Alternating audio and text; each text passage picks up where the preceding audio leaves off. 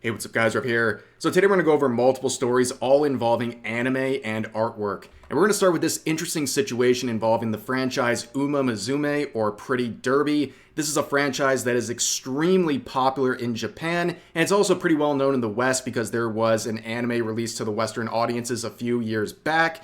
Now, in case you're not familiar with how this show works, there's basically these horse anime waifus who are based on real-life Japanese racehorses, and they just kind of share in name and no vosh. They don't actually look like horses. They look like your typical anime waifu monster girl type. But when I said earlier that this franchise is popular in Japan, I wasn't kidding. Not only that, it is a huge revenue generator. In particular, their gacha game. Now, a lot of people don't know about their gacha game because it is historically been only available in Japan, and the revenue it generates is absolutely crazy. There was 2 years in a row where Uma Musume was the highest selling game in Japan. In fact, there was a point where it was in the top 3 highest revenue generating mobile game apps in the world, which is a crazy thing for an anime waifu gacha game, right?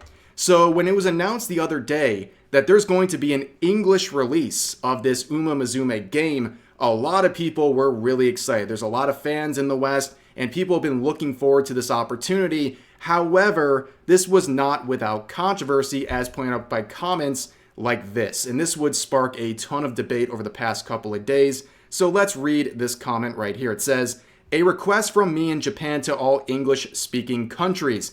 Unlike fictional anime and manga, Uma Musume is based on real horses, and the horse owners think of the horses as their own children. That's why the guidelines for the work Uma Musume are strict. In particular, derivative works that include adult or gore expressions are strictly prohibited. Above all else, please respect the will of the people who consented to the appearance of the content. Uma Musume, thank you for reading." Now, a lot of people are clowning on this, but this has some truth to it. So if you go to the Uma Musume Project official website, you will see in their derivative creation guidelines, they say that you're not supposed to make any artwork based on these characters that is sexually explicit, which to a lot of people in the West, that is a pretty bizarre rule for an anime styled creation. Like, a lot of people just expect you're allowed to kind of do whatever, but they outright say they do not want you making sexually explicit content based on the characters of Uma Musume.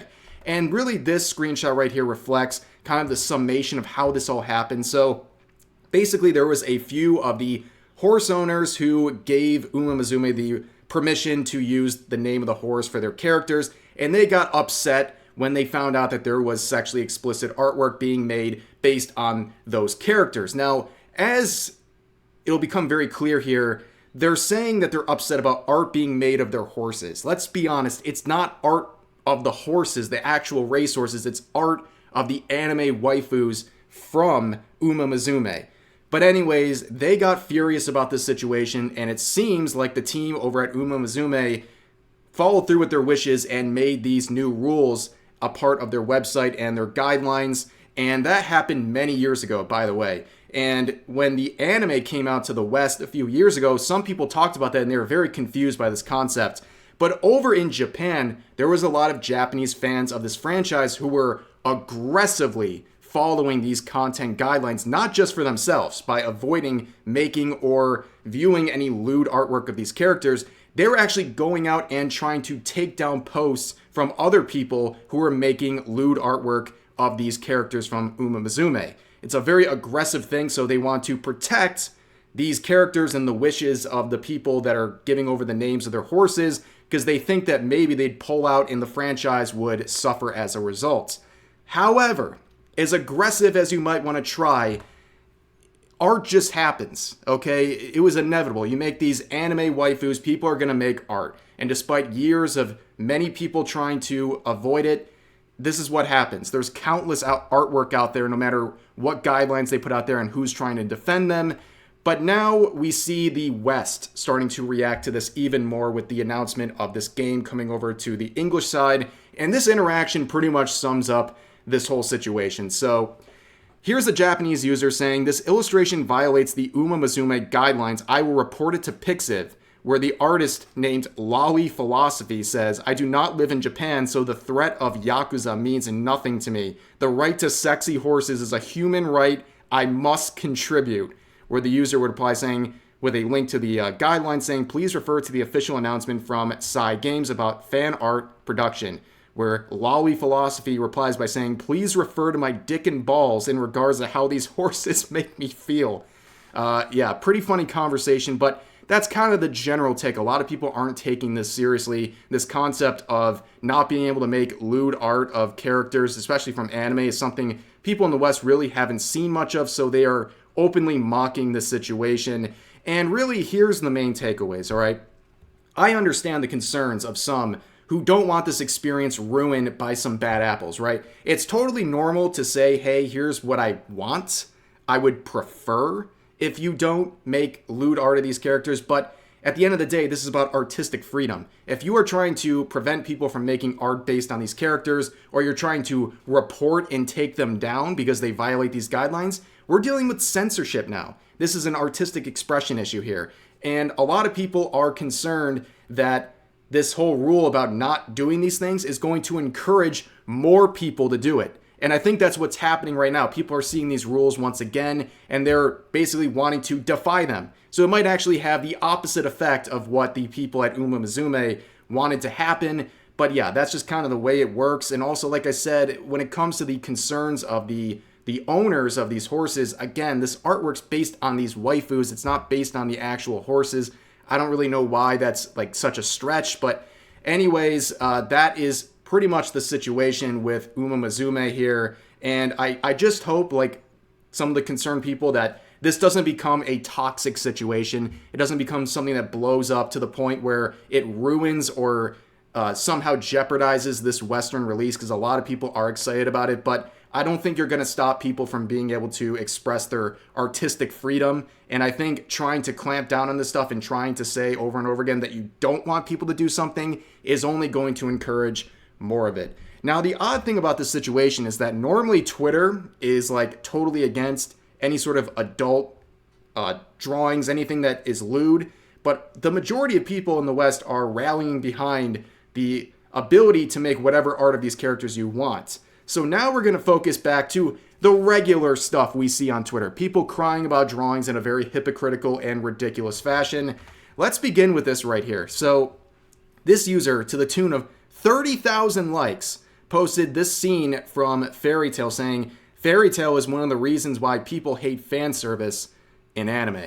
Now, I remember the scene coming out about 10 or 15 years ago, and literally nobody batted an eye. That's how bad things have gotten. Pretty much any example of fan service is treated like some wacky, crazy thing, when stuff like this just always happened and no one really had a problem with it until the last couple of years, where there's been a big influx of new anime fans, especially in the West, who absolutely despise things like fan service. And on top of that, as always with complaints about anime like this and fan service within it, if you don't like fan service, why are you watching shonen anime where fan service is just the regular? It's something to be expected because that's what the target audience has always been comfortable with.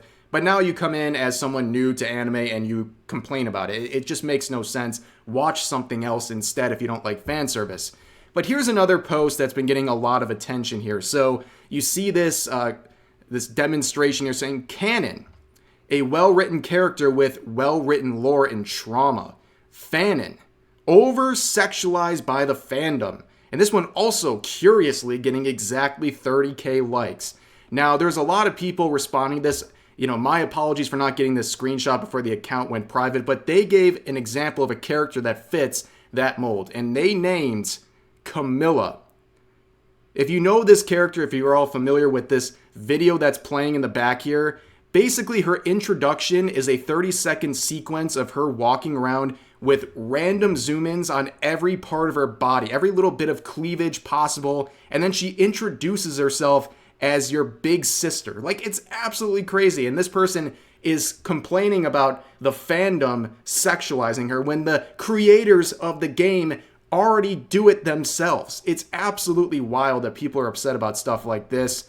But on top of that, I think this quote really kind of sums up everything going on here. So this user said a telltale sign of a Tumblr refugee or Tumblr influence Zoomer is adding a hyper or over prefix to something normal like sexual attraction to make it sound abnormal while using weird made-up words like demisexual or microaggression like they're normal. And I think that is a very good summation. And also, I like the use of the Tumblr refugee. If you guys don't understand the consequences of the Tumblr ban of not safe for work content years back, you really don't understand why Twitter is the way that it is currently. There was a ban on not safe for work content on Tumblr a bunch of years back, and where did those people go? They went from Tumblr to Twitter, and it made things infinitely worse. And also with this looming TikTok ban in the United States, you might see a similar movement, because if you think people on Twitter are crazy, especially the younger demographics, you haven't seen nothing yet until you get TikTok. That is another level of mental illness. And if they come over to Twitter, for example, it's going to get even worse. Yes, it is possible that it'll get worse. But for now, I think that's going to do it for this video. I appreciate you guys listening. As always, feel free to share your thoughts about today's topics in the comments section down below. Hope you guys enjoyed the video, and I'll see you next time.